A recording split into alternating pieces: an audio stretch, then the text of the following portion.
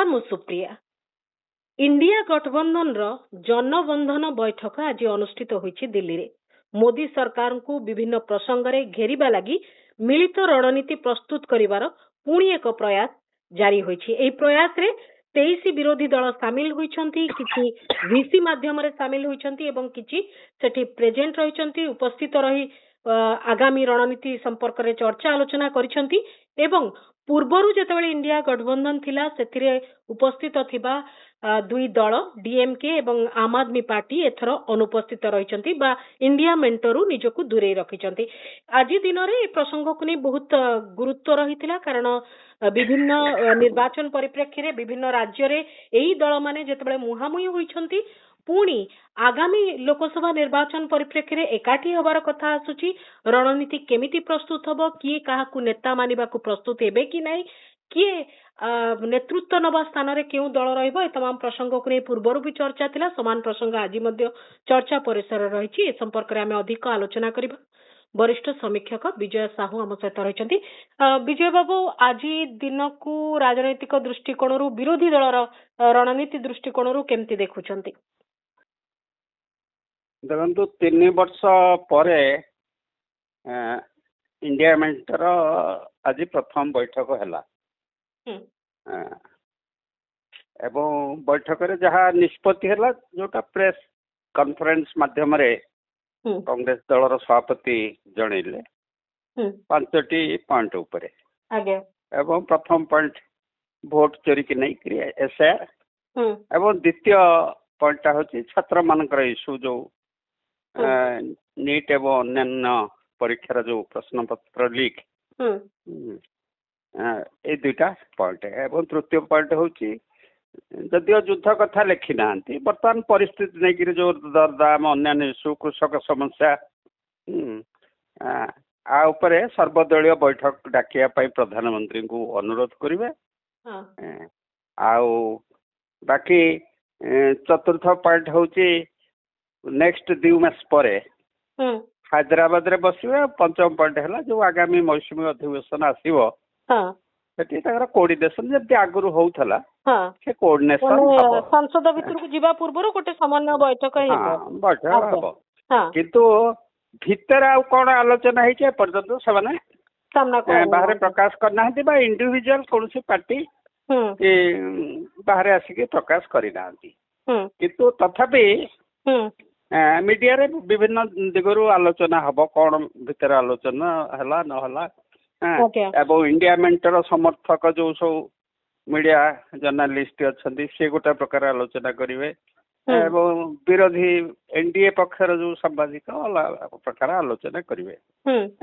किंतु बाहर को जहाँ जना पड़ी आज गोटे प्राथमिक बैठक होती कारण कौन संयोजक भी नियुक्त होना माने ये एते दिन रो गैप परे पुणी थरे टिके भेटघाट भलिया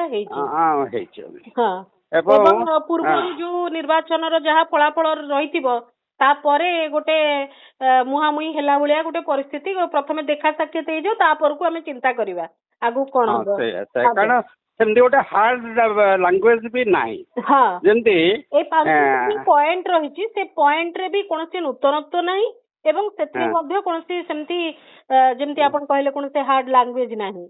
हां उदाहरण स्वरूप निर्यातना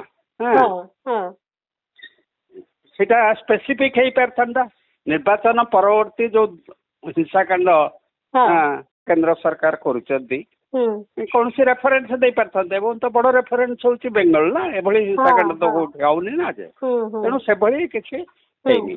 तेणु एटा गोटा प्राथमिक आपण आलोचना भाई पारंते आगु कौन हबो जना पड़िबो।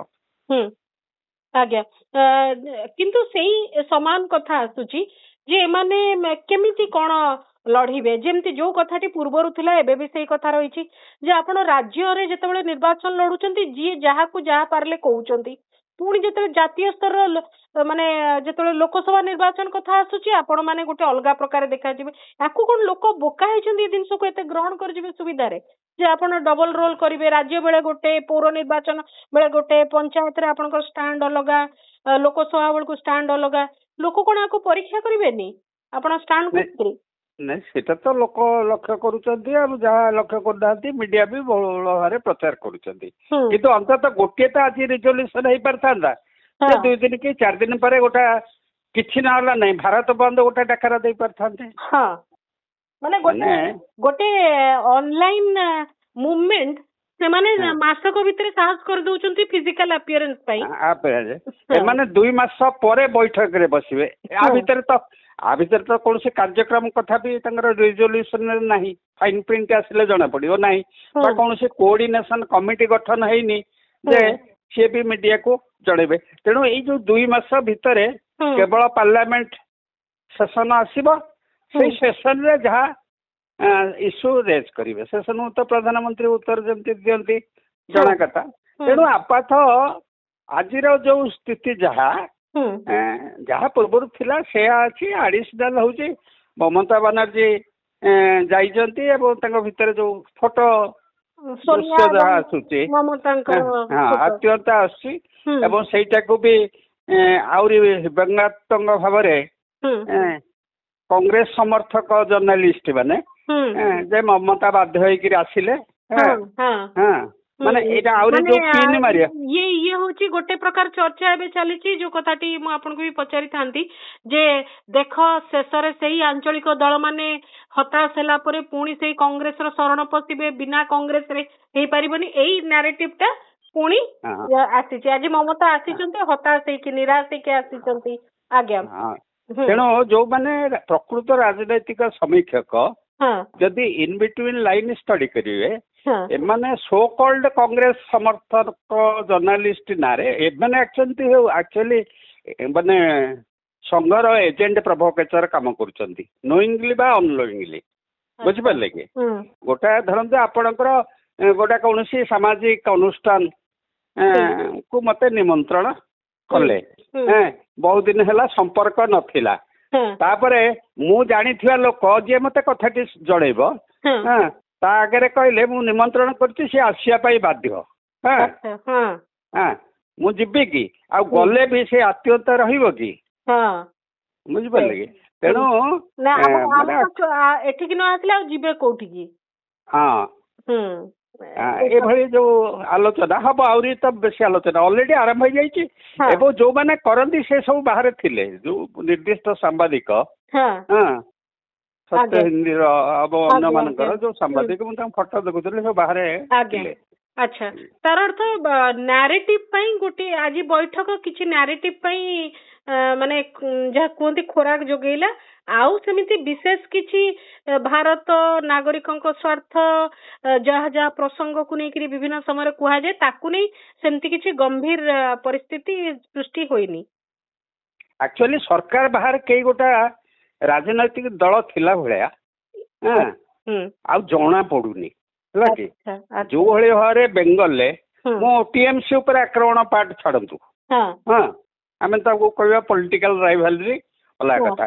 ଯୋଉ ଭଳି ଭାବରେ ମାନେ ବୁଲଡୋଜର ଲଗେଇକିରି ଭଙ୍ଗା ଯାଉଛି ଫୁଟପାଥ ଦୋକାନ ଗରିବ ଲୋକଙ୍କର ଦୋକାନ ଭଙ୍ଗା ଯାଉଛି ଯୋଉ ଭଳି ଭାବରେ ମୁସଲିମ ସମ୍ପ୍ରଦାୟକୁ ମନ ଇଚ୍ଛା ବାଡେଇକିରି ବିଦା କରାଯାଉଛି ଯେ ଏବଂ ମୁଖ୍ୟମନ୍ତ୍ରୀ ଘୋଷଣା କରୁଛନ୍ତି ଯେ ମୁଁ ଏତେ ଲିଷ୍ଟ କରିଦେଇଛି କେନ୍ଦ୍ରକୁ ପଠେଇ ଦେଇଛି ବର୍ତ୍ତମାନ ତାକୁ ଅଲଗା କରିଦେଇଛି ମାନେ ଅଲରେଡି ସେ ନାଗରିକତ୍ୱ ନିଷ୍ପତ୍ତି କରୁଛନ୍ତି।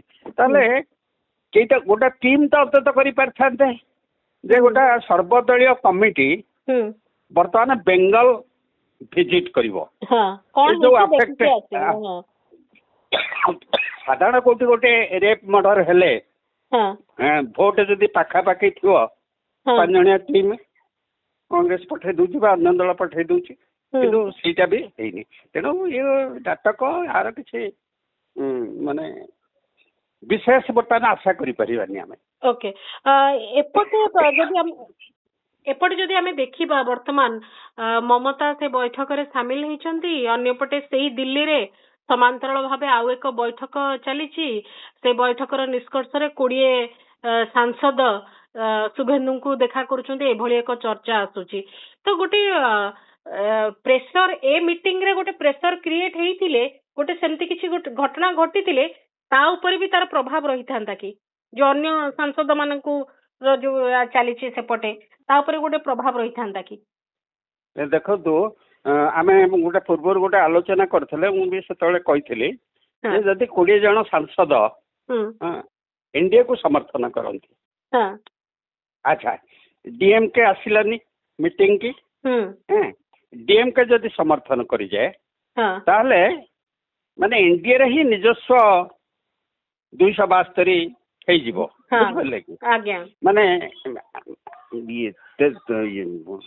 ଆନ୍ଧ୍ର ଉପରେ ନିର୍ଭର କରିବାକୁ ପଡିବନି, ଚନ୍ଦ୍ରବାବୁ ନାଇଡୁଙ୍କ ଉପରେ, ବିହାର ଉପରେ ବି ନିର୍ଭର କରିବାକୁ ପଡିବନି। ଏ ବିଷୟଟା ଆମେ ଆଲୋଚନା ନିଜ ବଳରେ ବଳିଆନ ହେଇଯିବ, କାରଣ ସେମାନେ ସରକାରୀ ଦଳ, ସେଠି ସରକାରରେ ଅଛନ୍ତି, ତେଣୁ ବ୍ଲାକମେଲ କରିବେ ଜେଡିୟୁ ହଉ ବା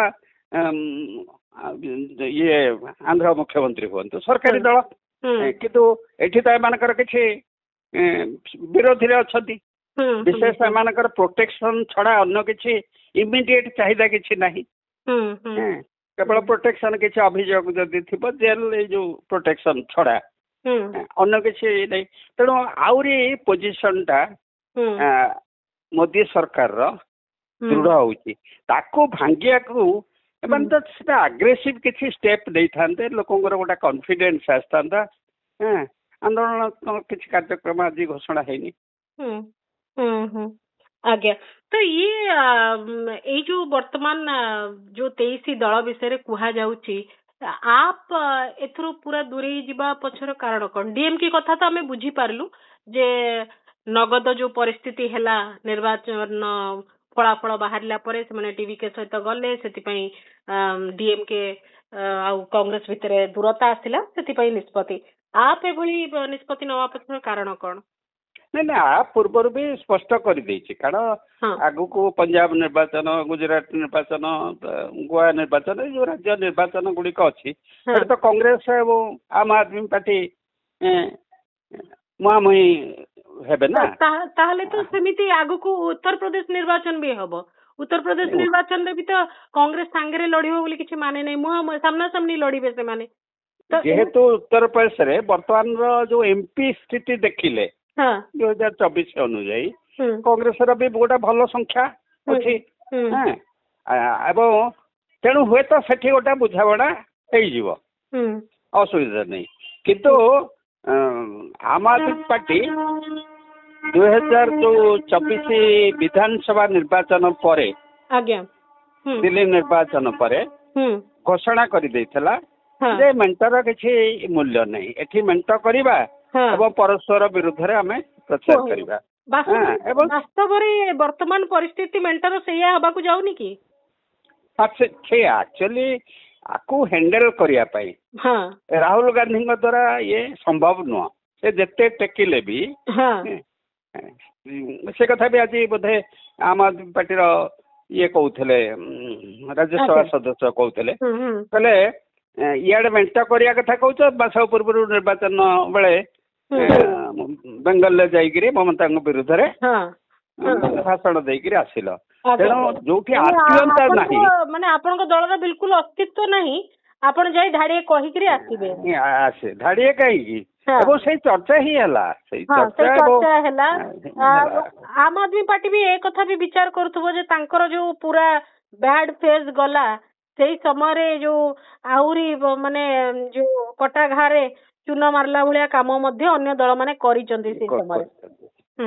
ଏବଂ ଏକଥା ବି ଆମ୍ ଆଦମୀ ପାର୍ଟି ପକ୍ଷରୁ ଆସିଛି, ଅନ୍ୟମାନେ ନ କହିଲେ ବି ମନ ଭିତରେ ଥାଇପାରେ ଯେ ବିଜେପି ସହିତ ଯିଏ ମେଣ୍ଟ କରିଛି, ଯେମିତି ସେ ସେଇ ଦଳକୁ ଖାଇଯାଇଛି, କଂଗ୍ରେସର ଲକ୍ଷ୍ୟ ବି ଏକା ପ୍ରକାର। କଂଗ୍ରେସ ସହିତ ବି ଯୋଉ ଆଞ୍ଚଳିକ ଦଳ ମେଣ୍ଟ କରିବେ, ତେଣୁ ଗୋଟେ ମର୍ଯ୍ୟାଦା ଜନକ ମେଣ୍ଟ ହଉନି, ଯୋଉଟା କି ତାମିଲନାଡୁ କ୍ଷେତ୍ରରେ ଆମେ ଦେଖେଇଲେ। ତାମିଲନାଡୁରେ କଂଗ୍ରେସର କିଛି ଅସ୍ତିତ୍ୱ ନଥିଲା, ଯାହା କିଛି ଏମପି ଆସିଛନ୍ତି ମାନେ ତାମିଲନାଡୁ ମାନେ ଡିଏମକେ ଯୋଗୁ, କିନ୍ତୁ ଯୋଉ ଭଳି ଭାବରେ ମାନେ ତାଙ୍କ ସହିତ ସମ୍ପର୍କ କାଟି ସେଇଟା ଆଲୋଚନା କରିପାରିଥାନ୍ତେ, ମାନେ ସହମତି ଭିତରେ ଆଉ ଆବଶ୍ୟକତା ଭିତରେ ବି ହୁଏ, ଗୋଟେ ଷ୍ଟ୍ରାଟେଜିକ ଡିସିସନ ହିସାବରେ ନିଆଯାଇ ପାରିଥାନ୍ତା। ଆଜ୍ଞା, କିନ୍ତୁ ତେଣୁ ସେଇ ସବୁ ମାନେ ପୃଷ୍ଠଭୂମିରେ ଯେତେ ଗୁଡେ ରାଜନୈତିକ ଘଟଣାବଳୀ ରହିଛି ତାକୁ ଲକ୍ଷ୍ୟ କଲେ ଲୋକ ଚାହୁଁଛନ୍ତି ମୋଦି ସରକାର ଯାଉ। ମାନେ ଯେତେ ସମସ୍ୟା ଆସିଲାଣି ସବୁ ବର୍ଗ ଅସନ୍ତୁଷ୍ଟ, କିନ୍ତୁ ଅଟୋମେଟିକାଲି ଯିବନି ନା। ଏକ ଦୁଇ ହେଉଛି ସ୍ପଷ୍ଟ ଆଜି କିଛି ଆସିଲାନି ଯେ ଧରନ୍ତୁ ଏଫଆଇଆର ଉପରେ ଭୋଟ ଚୋରି ଉପରେ ଦେବେ, କିନ୍ତୁ ନିର୍ବାଚନ କମିଶନର ବଦଳିବା ଦରକାର କି ଆଗାମୀ ନିର୍ବାଚନ ଗୁଡିକ ମାନେ ନିର୍ଦ୍ଦିଷ୍ଟ ମାନେ ଏଇ ନିର୍ବାଚନ କମିଶନ ଦ୍ଵାରା ନା ଅନ୍ୟ ଗୋଟେ କମିଶନ ମଣ୍ଡଳୀ କରି ବା ସୁପ୍ରିମକୋର୍ଟର ଗାଇଡଲାଇନ ରେ ଭୋଟ କରି ନା ଇଭିଏମ ବାଦେ ପେପର ବ୍ୟାଲେଟ ହବ, କୌଣସି ତା ଉପରେ ବିଶେଷ ପବ୍ଲିକ ଜାଣିବା ପାଇଁ ଉତ୍ସାହଜନକ ନିଷ୍ପତ୍ତି ଆସିନି। ଭିତରେ କଣ ଆଲୋଚନା କରିଥିବେ ଏତେ ସମ୍ଭବ ନୁହଁ, କେତେ 2-3 ଘଣ୍ଟାର ମାତ୍ର ଆଲୋଚନା, ଏତେ ଡିଟେଲ କୁ କଣ ଯାଇ ଦେଖିଥିବେ। ଓକେ, ମାନେ ପ୍ରତ୍ୟେକ ମିଟିଂ ର ଶେଷ ଏଇଆ ନ ହେଇଯାଉ ଯେ ରାହୁଲ ଗାନ୍ଧୀ ନେତା, ସେଇଟା ବି ଆଜି ପ୍ରୋଜେକ୍ଟ କରିପାରିଲେନି, ମିଡିଆ ପ୍ରୋଜେକ୍ଟ କରିବେ ହେଲା କି। ପ୍ରେସ ତାହେଲେ ତ ସାମ୍ବାଦିକ ସମ୍ମିଳନୀ କି ଆଡ୍ରେସ କିଏ କରିଥାନ୍ତେ? ରାହୁଲ ଗାନ୍ଧୀ କରିଥାନ୍ତେ। ତେଣୁ ସେଇଟାକୁ କଂଗ୍ରେସ ବର୍ତ୍ତମାନ ହୁଏତ ଚାହିଁନି ବା ସୋନିଆ ଗାନ୍ଧୀ ହୁଏତ ପ୍ରଥମେ ଏଇ ଷଣ୍ଢ ପୁରେଇବା ପାଇଁ ଚାହିଁ ନଥିବେ। ସେଇଟା ଏତେ ଶୀଘ୍ର ହଉନି ଯେ ରାହୁଲ ଗାନ୍ଧୀକୁ ପ୍ରୋଜେକ୍ଟ କରିବା। ସେଇ ଦୃଷ୍ଟିରୁ କହୁନି, ରାହୁଲକୁ ପ୍ରୋଜେକ୍ଟ ମାନେ ଦଳ ରାହୁଲକୁ ହିରୋ କରିବା ପାଇଁ ପ୍ରତ୍ୟେକ ଅକେଜନ କୁ ଯେତେବେଳେ ବ୍ୟବହାର କରିବାକୁ ଚାହୁଁଛି ସେତେବେଳେ ଅନ୍ୟମାନେ ଅସହଜ ହଉଛନ୍ତି। କାରଣ ପ୍ରତ୍ୟେକ ରାଜନୈତିକ ଦଳ ତା ହିସାବରେ ସିଏ କହୁଛି ମୋ ଦଳ ବିନା କିଛି ହେଇପାରିବନି। ପ୍ରତ୍ୟେକ ରାଜନୈତିକ ଦଳର ଭାବନା ଏଇଆ ରହିଛି। ସେ ଦୃଷ୍ଟିରେ ଯେତେ ଥର ଏମାନେ ରାହୁଲ ଗାନ୍ଧୀକୁ ସୁପିରିୟର ବୋଲିକି ପ୍ରେଜେଣ୍ଟ କରିବାକୁ ଚାହିଁବେ, ଅନ୍ୟ ଦଳ ମାନେ ଅବଭିୟସଲି ଅସହଜ ଅନୁଭବ କରିବେ।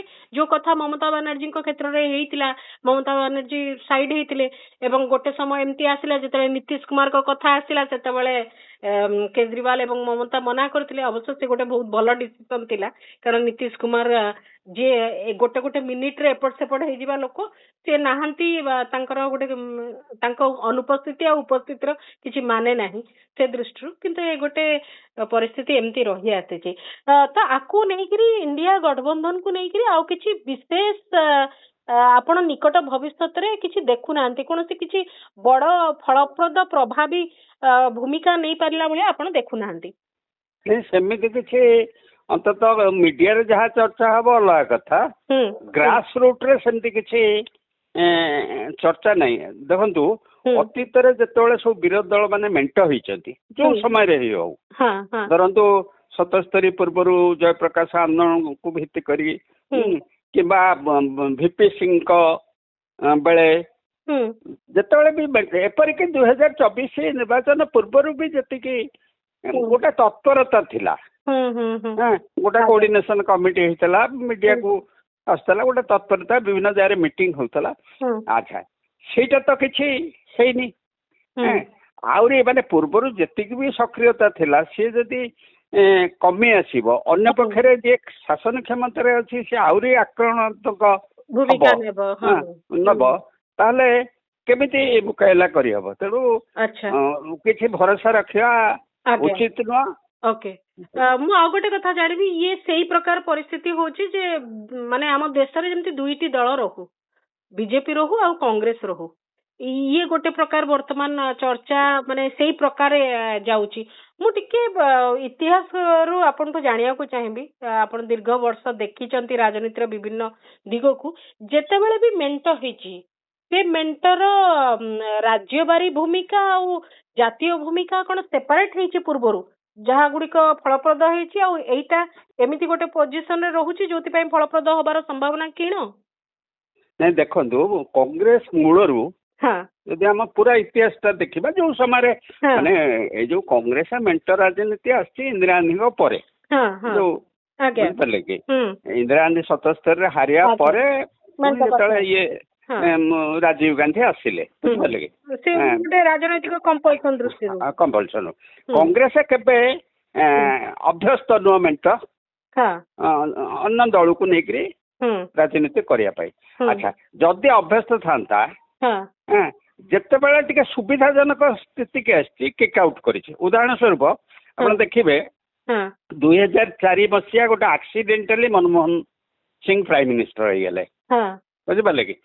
କଂଗ୍ରେସର ସେତେବେଳେ 142 41 ବିଜେପିର 138 ହେଲା କି, 4ଟି ଆସନର ପାର୍ଥକ୍ୟ ଥିଲା।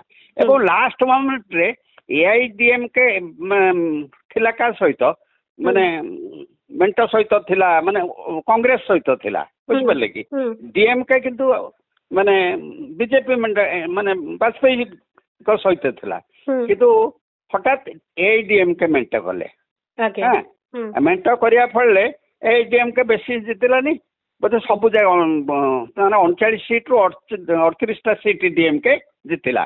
ସେଇ ମେଣ୍ଟ ଭାଙ୍ଗିବା ପୂର୍ବରୁ ବାଜପେୟୀ କି DMK ନେତା କହିଥିଲେ ଯେ ଆପଣ ଭୁଲ କରୁଛନ୍ତି ଏଇ ନିଷ୍ପତ୍ତି। ଆଚ୍ଛା, ଯଦି ସେ ନିଷ୍ପତ୍ତିଟା ଓଲଟା ହେଇଥାନ୍ତା, DMK ରହିଥାନ୍ତା, ତାହେଲେ ଏଇ ଯୋଉ ମେଣ୍ଟ ବି ମାନେ କଂଗ୍ରେସ ବି ଆସିନଥାନ୍ତା, ମାନେ ମନମୋହନ ସିଂ। ଇଏ ହେଲା ଗୋଟାଏ। ଆପଣ ଦେଖନ୍ତୁ ତାପରେ 2009 ନିର୍ବାଚନ ପରେ ତାଙ୍କର ଟିକେ ସ୍ଥିତି ବଢିଲା, କଂଗ୍ରେସର 208 ହେଇଗଲା, 6 ପରେ ହେଇକି 8 ହେଇଗଲା। 8 ହେଇଯିବା ପରେ ଯେହେତୁ DMK ରହିଗଲା ବଡ ଦଳ ଆକାରରେ, ସମାଜବାଦୀ ଦଳ ବା ଅନ୍ୟ କୌଣସି ଦଳକୁ ସରକାର ନେବା ପାଇଁ ରାଜି ହେଲେନି, କାରଣ ସମାଜବାଦୀ ଦଳ ସେତେବେଳେ ଡିଫେନ୍ସ ପଦକ୍ଷେପ ମାନେ ପୋଷ୍ଟଟା ମାଗୁଥିଲା, ମାନେ ମୁଲାୟମ ସିଂ ଥିଲେ, ତେଣୁ ପ୍ରୟୋଜନ ନାହିଁ, ତାଙ୍କୁ ବି ନେଲେନି। ସେଗୁଡା ସବୁ ହିଷ୍ଟ୍ରିରେ ରହୁଛି ନା ନାହିଁ? ତେଣୁ ବିଶ୍ୱାସ କଂଗ୍ରେସର ପ୍ରତି କାର ନାହିଁ। ସମସ୍ତେ ହଉଛନ୍ତି, ଏମାନଙ୍କର ମାନସିକତା ହଉଛି ଏକଲା ଚଲ, ଆମେ ହିଁ ଦେଶକୁ ଶାସନ କରିବୁ, ଆମେ ଦେଶକୁ ସ୍ୱାଧୀନତା ଆଣିଛେ, ତେଣୁ ଆମର ଏଇଟା ଶାସନ କରିବାର ଅଧିକାର। ଯଦି ଏ ଦୁଇ ଜାତୀୟ ଦଳର ଭାବନା ଏଇଆ ରହିଛି, ତାହେଲେ ଇଏ NDA ଆଉ ଇଣ୍ଡିଆ ବ୍ଲକ ନୁହେଁ, ଆଉ ଏକ ତୃତୀୟ ସାମୁଖ୍ୟର ଆବଶ୍ୟକତା ଅନୁଭବ କରୁଛି କି ଦେଶ? ଶୁଣନ୍ତୁ, ଏ ଯୋଉ ସାମୁଖ୍ୟ ଆପଣ ନାମକରଣ ଦେଇପାରନ୍ତି ଯାହା କରିବେ, କିନ୍ତୁ ରାଜନୈତିକ ଶକ୍ତି ତ ରହିବ ନା।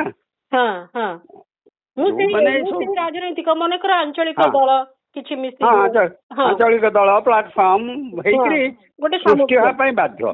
କଂଗ୍ରେସ କଣ ଗୋଟେ ପ୍ରେସର ଗ୍ରୁପ ଦରକାର, ଯାହାର ଗୋଟେ ପଲିଟିକାଲ ଇଏ ଥିବ, ଭିଜନ ଥିବ। ଆଚ୍ଛା, ଯଦି କଂଗ୍ରେସ ବିଜେପି ଭିତରେ ଡାଇରେକ୍ଟ ଫାଇଟ୍ ହବ, ତ କଂଗ୍ରେସ ଗଧ ଭଳିଆ ହାରିବ। କଂଗ୍ରେସ କୋଉଠି ଡାଇରେକ୍ଟ ଫାଇଟ୍ ହେଇକିରି ମାନେ ବିଜେପି ସହିତ ଜିତିନି, ମେଣ୍ଟରେ ହିଁ ଜିତିଛି। ବର୍ତ୍ତମାନ ଯୋଉ ଦେଖିବେ କଂଗ୍ରେସର ଯୋଉ 98-99ଟା ସିଟ୍, ଆପଣ ଯଦି ଷ୍ଟେଟ୍ ୱାଇଜ ଯଦି ତାକୁ ଅଲଗା କରିଦେବେ, ଯଦି ସମାଜବାଦୀ ପାର୍ଟି ସହିତ ମେଣ୍ଟ ହେଇନଥାନ୍ତା, ତା ପୂର୍ବରୁ ତ ନିଜେ ରାହୁଲ ଗାନ୍ଧୀ ହାରିଥିଲେ, ଇଏଟା ଛାଡିଦେଲେ, DMKଟା ବି ସେଇ ଅବସ୍ଥା। ଖାଲି କେରଳରେ 20ଟାରୁ 19 ନା 18ଟା ସିଟ୍ ସେମାନେ ଜିତିଥିଲେ। ତାହେଲେ ଡାଇରେକ୍ଟ ଫାଇଟ୍ ହେଲେ କଂଗ୍ରେସ ଲାଭବାନ ହବନି। କାହିଁକି ସେମାନେ ଏଇଭଳି ମାନସିକତା ରଖୁଛନ୍ତି? କିଏ ତାଙ୍କର ଉପଦେଷ୍ଟା? ଆଉ ଏକଥା ବି ଯୋଉମାନେ ସମୀକ୍ଷା କରୁଛନ୍ତି, ମାନେ ତାକୁ ବି ମାନେ ତୀବ୍ର ଆକ୍ରମଣ କରୁଛନ୍ତି। ଯେମିତି ଆମର ଐତିହାସିକ କହିଦେଲେ ବୋଲି, ଆର୍ଟିକଲ ଲେଖିଦେଲେ ବୋଲି ତାଙ୍କୁ ବର୍ତ୍ତମାନ ଘନ ଘନ ଆକ୍ରମଣ ହଉଛି ଯେ ସେ କିଛି ଜାଣିନାହାନ୍ତି ବୋଲି। ମାନେ ବିଜେପି କି ବି କିଛି କୁହାଯିବନି, କଂଗ୍ରେସ ବିରୁଦ୍ଧରେ ବି କିଛି କୁହାଯିବନି? ନାଇଁ, କୁହାଯିବନି। ବିଜେପି ଶୁଣନ୍ତୁ, ବିଜେପି ବିରୁଦ୍ଧରେ ତ ବହୁତ ସମୀକ୍ଷା ହଉଛି, ସମସ୍ତେ ତ କହୁଛନ୍ତି, କିନ୍ତୁ ବିଜେପି କି ଚାହୁଁନଥିବା ବା ସଂଘ ପରିବାରକୁ ଚାହୁଁନଥିବା ଯୋଉମାନେ ସମୀକ୍ଷକ ହୁଅନ୍ତୁ, ରାଜନୈତିକ ବିଶ୍ଳେଷକ ହୁଅନ୍ତୁ, ସମୀକ୍ଷକ ହୁଅନ୍ତୁ, ସେମାନେ ଯଦି ବି କିଛି ସମାଲୋଚନା ମୂଳକ ଲେଖା ବା ଭାଷଣ କୋଉଠି ଦେଇ ଦଉଛନ୍ତି, ତାକୁ ବି ଟଲରେଟ୍ କରୁନାହାନ୍ତି। ଏବଂ ସୋସିଆଲ ମିଡିଆ ହ୍ୟାଣ୍ଡେଲକୁ ଏଭଳି ସେମାନେ ମାନେ ରଖିଛନ୍ତି, ତାଙ୍କର ପ୍ରତିକ୍ରିୟା ଗୁଡାକ ମାନେ ସଂଘର ପ୍ରତିକ୍ରିୟା ଅପେକ୍ଷା ଭିନ୍ନ କିଛି ନୁହଁ।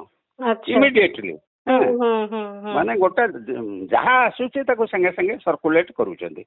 ତେଣୁ ଏଇଭଳି ମାନସିକତାରେ ମାନେ କୌଣସି ମିଳିତ ଆନ୍ଦୋଳନ ହୁଏନି, ବୁଝିପାରିଲେ କି? ମିଳିତ ଆନ୍ଦୋଳନ ପାଇଁ ଗୋଟେ ଯୋଉ ମୋର ସ୍ୱାର୍ଥଟା ଯୋଉ ଛାଡିବା କଥା, ହେଲେ ମୋର ସ୍ୱାର୍ଥଟା ଆଉ କେହି ଛାଡିବାକୁ ଚାହୁଁନାହାନ୍ତି। କୌଣସି ନ୍ୟାଚୁରାଲି ଦେଖନ୍ତୁ, କଂଗ୍ରେସ ତ ସର୍ବଭାରତୀୟ ଦଳ, ସବୁ ରାଜ୍ୟରେ ତାର ସ୍ଥିତି ଅଛି। ମିଳିତ ଆନ୍ଦୋଳନ ହେଲେ ନିର୍ବାଚନ ଯଦି ହୁଏ ତାର ବେନିଫିଟ ଟା କିଏ ନବ? କଂଗ୍ରେସ ହିଁ ନବ।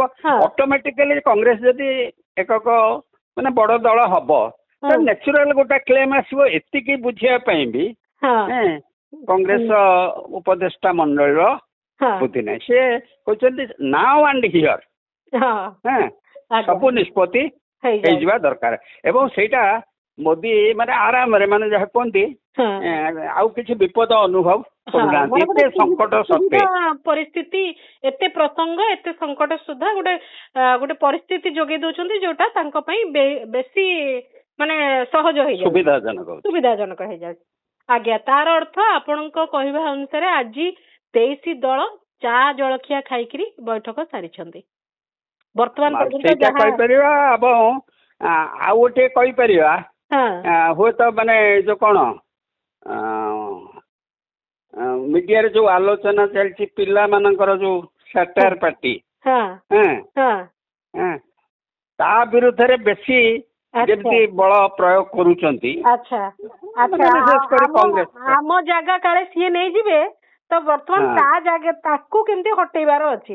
ତ ତାଙ୍କର ସାମ୍ନାରେ ଯୋଉ ଲଢେଇ କରିବାର ମାନେ ଶତ୍ରୁ ଯିଏ ସିଏ ଚେଞ୍ଜ ହେଇଯାଇଛି। ହଁ ମାନେ ଇଏ ହେଇଯାଇଛି। ତେଣୁ ବର୍ତ୍ତମାନ ମାନେ ଖୁବ ମାନେ ଜଣା ପଡିଯିବ। ଦେଖନ୍ତୁ ପାର୍ଲାମେଣ୍ଟ ସେସନ ଯେତେବେଳେ ଆସିବ କଣ ଆଲୋଚନା କରିବେ ବୁଝିପାରିଲେ। ଆଗରୁ ତ କହୁଥିଲେ ନୋ କନଫିଡେନ୍ସ ମୋସନ ଆଣିବେ, ସେ ପ୍ରଶ୍ନ ବି ଆସିନି। ତେଣୁ ଗୋଟେ ବୈଠକ ହେଲା ଧରି ନିଅନ୍ତୁ, ବେଶୀ କିଛି ଆଶା କରନ୍ତୁନି, ପରିସ୍ଥିତି ଉପରେ ଛାଡି ଦିଆଯାଉ।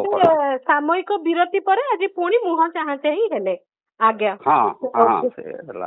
ବହୁତ ବହୁତ ଧନ୍ୟବାଦ ବିଜୟ ସାର୍। ଏ ସମ୍ପର୍କରେ ଆପଣ ମତ ରଖିଲେ। ଇଣ୍ଡିଆ ବ୍ଲକ ର ଏ ବୈଠକକୁ ଅପେକ୍ଷା ଥିଲା, କାରଣ ଦେଶର ବିଭିନ୍ନ ପ୍ରସଙ୍ଗକୁ ନେଇ ଯେତେବେଳେ ସମସ୍ତଙ୍କର ଅସନ୍ତୋଷ ରହିଛି, ସବୁ ବର୍ଗ ଭିତରେ ଅସନ୍ତୋଷ ରହିଛି, ସେତେବେଳେ ବିରୋଧୀ ମେଣ୍ଟର ଆଭିମୁଖ୍ୟ କଣ, ସେମାନେ କେତେ ଗମ୍ଭୀର ଏ ପ୍ରସଙ୍ଗକୁ ନେଇକିରି ତାଙ୍କର ଆଗାମୀ ସମୟରେ କଣ କାର୍ଯ୍ୟକ୍ରମ ରହିବ ତା ଉପରେ ସମସ୍ତଙ୍କର ନଜର ଥିଲା। କିନ୍ତୁ ବର୍ତ୍ତମାନ ପର୍ଯ୍ୟନ୍ତ ଯେତିକି କଥା ସାମ୍ନାକୁ ଆସିଛି ସେଥିରୁ ବହୁତ କିଛି ଉତ୍ସାହିତ ହେଲା ଭଳିଆ କଥା ନାହିଁ।